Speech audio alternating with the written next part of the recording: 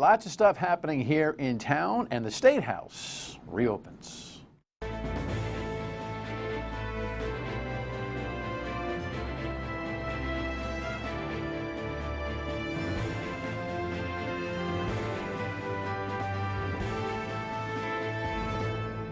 The Dan York State of Mind program is brought to you in part by Lookout Rhode Island and Taco Comfort Solutions. Investigative and Target 12 reporter and WPRI.com dominator and political genius Ted Nesi is here. We got to load it up. It's the brand new year. But I'm happy to have Ted here tonight because the General Assembly starts its stuff, but there's been some interim newsy type of stuff that's worth discussing before we even get to that tonight. So buckle in for, I think, a compelling half-hour conversation. Welcome into my State of Mind. The Iranians are taking a very interesting tact here. Mike Pompeo, the Secretary of State, had a briefing today that didn't do much briefing. It was quite strange, actually. Here's the network's take, and then we're going to talk for just a second about this notion of proportionality. Secretary of State Mike Pompeo defended the Trump administration's airstrike that killed Iran's military leader Qasem Soleimani. It was the right decision. We got it right. Pompeo is expected to brief congressional leaders later today, along with Defense Secretary Mark Esper, on the intelligence that led to the strike. Anytime a president makes a decision of this magnitude, there are multiple pieces of information that come before us. We presented that to him in all its broad detail. Democratic lawmakers question the urgency of the attack and want to know the administration's strategy going forward. The American people need clarity that the Trump administration has a plan. The U.S. is bracing for retaliation. The administration sent a warning today to ships in Mideast waterways of possible Iranian action against U.S. interests. Iran's foreign minister calls Soleimani's killing a, quote, cowardly terrorist operation and tells CBS News' Elizabeth Palmer his country will respond when it chooses. When we take action, it won't be disproportionate. That is what we will do, and we will do it not in a cowardly way, but in a clear and proportionate way. Zarif would not elaborate on what Iran considers legitimate targets. As thousands of mourners gathered in Soleimani's hometown for his funeral procession, a stampede broke out, killing dozens and injuring hundreds. I mean, that's one of the sad ironies of this entire thing, that now the death toll is up to about 40 at press time here for people who were mourning the death of Soleimani. It's a different place, different culture, different everything. But this Iranian official in this news package is also, I believe, the same one who wondered out loud yesterday whether or not there's a separation between America and Trump, and that Trump properties would be something that would be in the retribution arena. In other words, hitting those properties, which is another thing to kind of compute, just makes the whole thing a little bit more crazy. But the idea that it's going to be proportionate, I find to be interesting. I'm not inclined to trust the Iranian government for a rational decision as to what's proportionate. The idea that one man's demise would be responded to proportionally, that man is a top military official and probably the second most important person when he was on the planet in the country. I don't think anybody ought to be relieved over the idea that Iran is talking about proportion. Look at the crowds, right? So, just saying. But the rationale and what we were preventing briefing still really hasn't come from the Secretary of State. There is no transparency in terms of what that action, that killing of Soleimani, prevented specifically. And I think we deserve that so that we can all judge this thing for its net worth. All right, let us move along. On the national front, there's this headline that I mentioned this yesterday on the radio, that actually 2/3 of the show I had forgotten that he even announced. That's how much this bowled me over. But I got a kick out of our guests' working interrogation of the former senator and governor. Listen to this. If your candidacy were to help re-elect Donald Trump, is that a risk you're prepared to take? I hear that, but I think these issues are too important. The Democrats and Republicans have been terrible on the wars. They've continued through Obama and Biden, 8 years of Obama and Biden, the civil liberties, whether it's drone strikes, torture, warrantless surveillance, extraordinary rendition, which is kidnappings, these all continued under Obama-Biden. I think that was a sporting question from you to Ling Chafee, and I think he got a little bit of a charge out of it. The notion that he actually would have any impact on this race makes me giggle. Well, welcome. Happy New Year. Thanks for having me. That's a respectful question to him that warrants an answer. All good. Yeah. But is there a little bubble? You know what you're really thinking as you're Right. asking, because I kind of laugh out loud. I mean, yes and no. I mean, I've now covered Ling Chafee in 4 political configurations, even at only my age. And you are getting grayer. I am getting grayer. Yeah, 35 has been tough so far. God knows what you're going to look like when you're my age. So I mean, we all know Lincoln Chafee. We're going to need to do chapter and verse on how his 2016 presidential bid went, or even his governorship.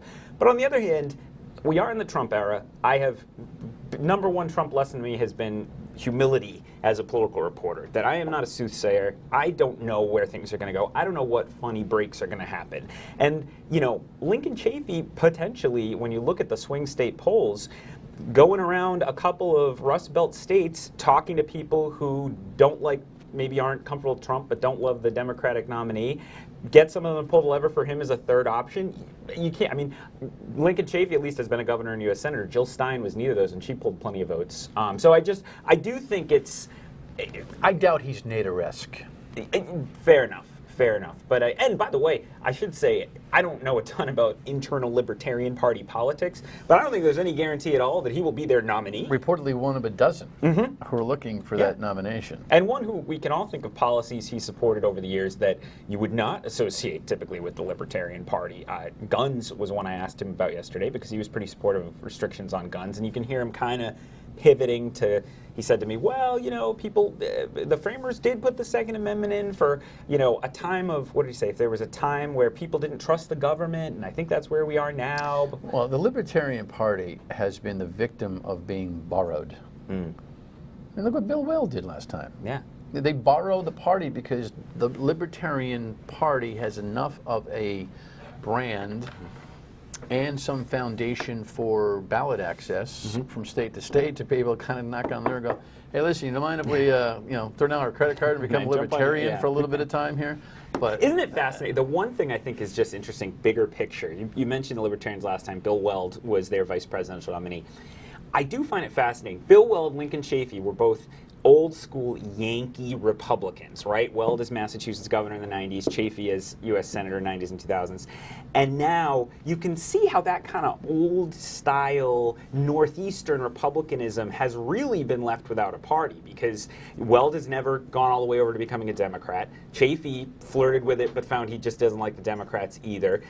They're not Republicans anymore as it becomes a more populist Southern-based party. And you can see the two of them sort of flitting from place to place trying to figure out where they fit politically nowadays, and they don't have a home. It's really smart. But the other thing is that I think, hey, listen, there's a whole bunch of old-fashioned political mantras, brands, feelings that are practically extinct. My mom was an Irish Catholic, Kennedy-loving, pro-life Democrat. Yeah, sure. Where's that? Yeah. Anymore. Well, and our General Assembly is one of the last bastions of that kind of thing. Whenever that tension comes up, it's because they are still, there is still that wing of the Democratic Party in Rhode Island, and there's more and more tension around it. And we shall start discussing that coming up in a couple of segments. But when we come back, an interesting court case and a lobbyist who in 24 hours ain't lobbying. Next. I tweeted out a response to Tim White's tweeting of this story. I run tweets, but that's the social media thing. 2020, I've made a resolution to get a little bit more active. Not really. Anyway, I tweeted out, Ted, that this was no story.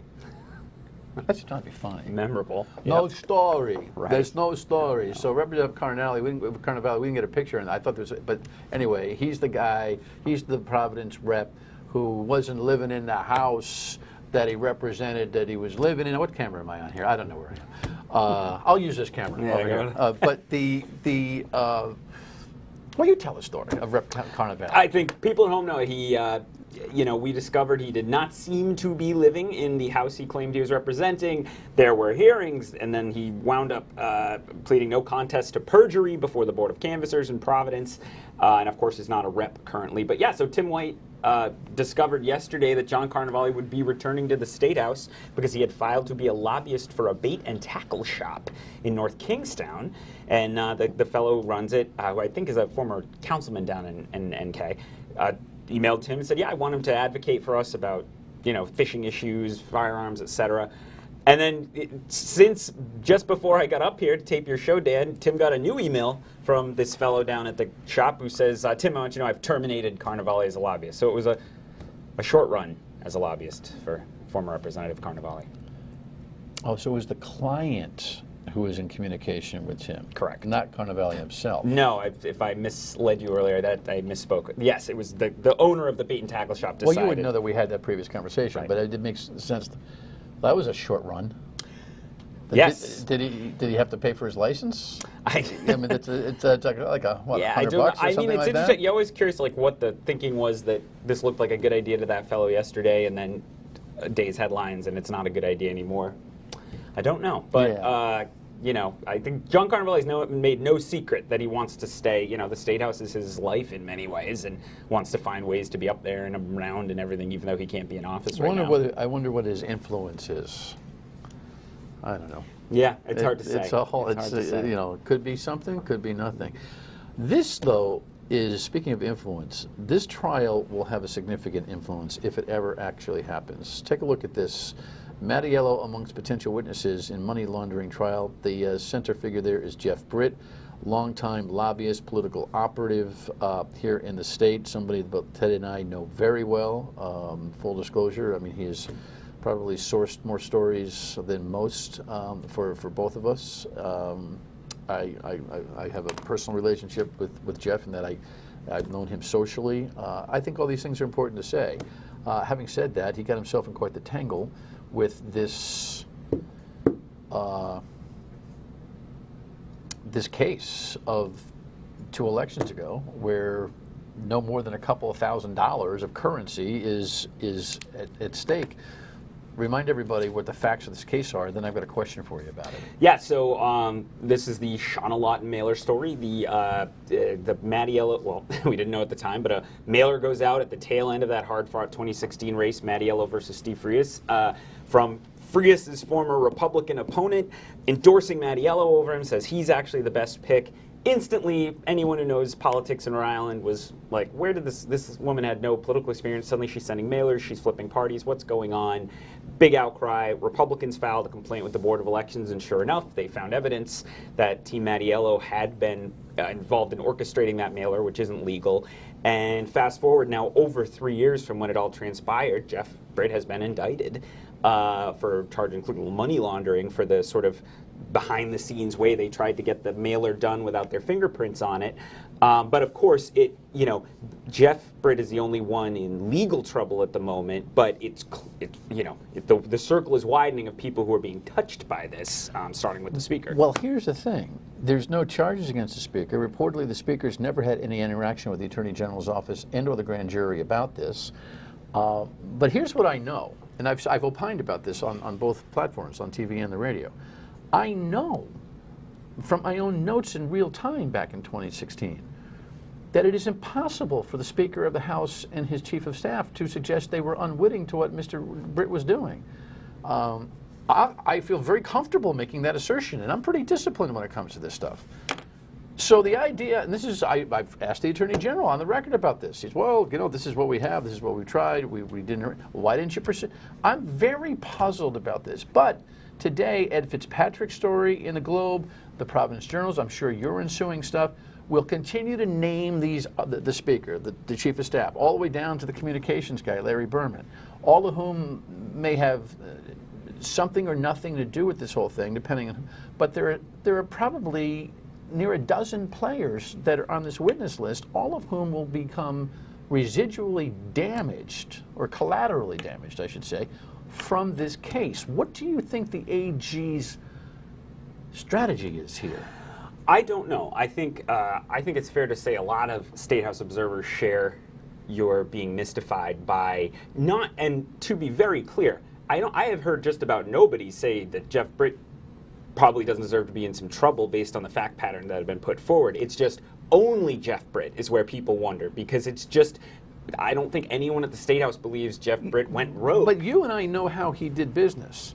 You know, he sent, you know, he would, you know, the $2,000 was sent to come back. But he didn't fund it himself. I doubt that he did. He didn't fund it himself, so the money, he bills the campaign sends him the money, he sends it to these people send it. He's not an independent actor in this whole thing. Well, and this notion that Mattiello suggested that he was trying to, overachieve, or what's the term he's been using? I know what you mean. Yeah. It's is hilarious to me. Nuts. So, you know, the Speaker, you know, here we have opening, I want to talk about the agenda, but here we have opening day at the General Assembly, and this story. This is the headline. I thought this story the same thing. appears. Yeah. And you know, a credit to Ed, and I'm glad you did, Ed Fitzpatrick at the Boston Globe's New Rhode Island Bureau, who realized this very interesting document had quietly been put in the case file last month, so we're all looking at it today. Frankly, to me, even more than the headline of that big names like Speaker Mattiello could be witnesses in the trial, the biggest headline to me, I didn't realize this, was that Leo Skenyon, the chief of staff, had been questioned by state police investigators in the week leading up to Jeff Britt being indicted. You know, what was he asked? What, you know, not everyone we're talking about. The Speaker, as you said, was not questioned. You know, as a guy, Leo is a great guy. You know, the Speaker is. I get along. We all like these guys.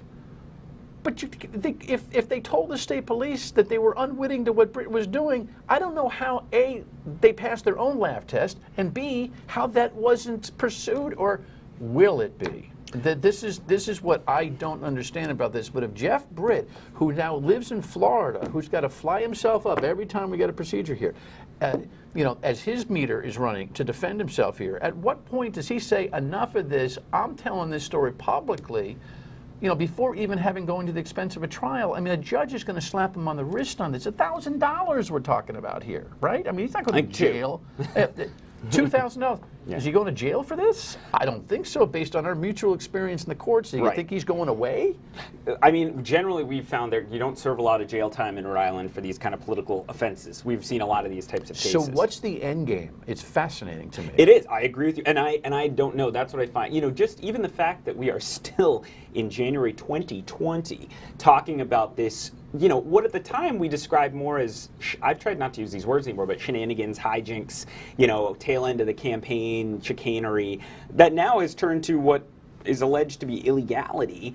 3+ years later, you know, I don't know. I think it's just, on the other end, I will say the Speaker, he got reelected in the midst of all that brouhaha then. He got reelected again by District 15 in 2018. So clearly the voters in his district, as well as the rank and file in the Assembly, on balance, don't see this as damaging enough. Well, let's remember, though, the case against Britt was launched in 2019. Very true. Yes, the actual case. We knew about the problems, but you're right. The actual indictment came after the last election. Who knows? That's true. Look, I think it's 57 and a 55 for all of them.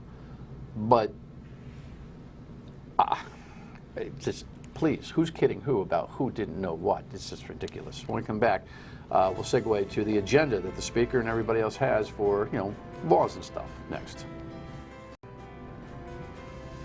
Oh yeah, so then there's this stuff. We got 4 minutes to bust through. A couple of key things that people have questions on. Marijuana legislation doesn't look like it, right? The Speaker doesn't want it. He doesn't want that, right? Nor even more the Senate President doesn't want it. Okay, so they don't want that. What do they want? What's the key priority at the General Assembly this year? You know, it's funny. I've been thinking about it. I don't know. It's an election year. They always try to be more cautious in an even-numbered year because they're going to before the voters this fall, so none of the rank and file want to do too much that would get anybody mad at them. You know, I think figuring out the budget deficit is going to be a major conversation, $200 million. And I know for people at home, it probably feels like we always just do the same thing. But I do think the Westerly case could spur a bit more it might feel a little different on the gun discussion. Yeah. And it might make people take a second look at what feels like a debate that's already been hashed out. I'm not sure specifically what proposed legislation addresses that particular deal. We've got red flag, but you got to use it. Well, that's it. And the NICS system is Rhode Island's feeding all the necessary information to the right places. That's been an ongoing discussion over the years. So I at least think we'll see maybe a little more activity on that. But I think we'll also again see the Second Amendment folks show just how numerous and vocal they are. And I just, to me, the overhanging question is just how bad is the relationship going to be between the governor and I would say actually the assembly now. I used to mostly say with her in the House and the Speaker. People don't know why that is acrimonious. Well, first and foremost, I think she and the Speaker, there is a push for dominance between the two of them. Who will be the key player, on State House stuff? I think the governor, with her weak approval rating all these years, has never inspired either fear in lawmakers or a need to follow her. Is there something new? I mean, we've chronicled the acrimony get in the way of constructive progress for the state. Paw Sox is one. There's a whole bunch of others. The lawsuit, I think, is key. The IGT Twin River lawsuit? No, the lawsuit on the marijuana regulations that she filed against the assembly leaders. They are still quite sore about her taking that step. Explain that in 30 seconds. They put in a thing that they would get to veto the new regulations her administration wrote. She filed suit. The legislation, the legislators wanted the veto power over her marijuana proposals. Her regulations, which violates the whole separation of powers thing that Rhode Island did in the early 2000s. She sued them, said you can't do that. And they're not happy that, especially because they claim, promised her behind the scenes they would repeal it anyway, but she sued them. And why would they be upset about that, other than what everyone's instinct is, and that is there's too much money to be made in that marijuana stuff, and who's getting the bada bing? Well, there's that, and then there's also just the poke in the eye. So much of what happens up there is just ego, and people, don't like seeing their name in the paper in certain ways, and they think she caused them headaches that she didn't need to, and isn't playing nice in the sandbox and all that. $200 million deficit. It's kind of like, they're like, oh, we'll take care of it. But how? I don't know. They keep ruling things out. Marijuana, nope, legislators don't want it. Medicaid fees not going in there. Broad-based taxes. Gambling money is not growing. Exactly. So I don't know. I'm more curious than usual to see her budget proposal. It's supposed to come out a week from Thursday, because I just have a lot of questions in my own mind. Frankly, I think there'll probably be a lot of stuff in there that isn't great budgeting practices, like scoops out of the quasi-public agencies, things like that aren't long-term solutions. But people have to be concerned that we are running $200 million deficits in such a good economy. Election year, always more careful than not, though, right? Absolutely. Yes. Right. Thanks, man. Great conversation. Final word when we come back. Elmer Fudd. Listen, in Warwick last night, some interesting stuff happened at City Council on a firefighter contract. You say, well, why is that so important? Well, because it's got ramifications for the entire state. We're going to chase that story down sometime this week, no doubt. And oh, by the way, my New York Football Giants just hired a head coach. The receivers coach from the Patriots? Okay, Coach Judge to the rescue. I'm perplexed about a lot of things. We'll see you. Good night.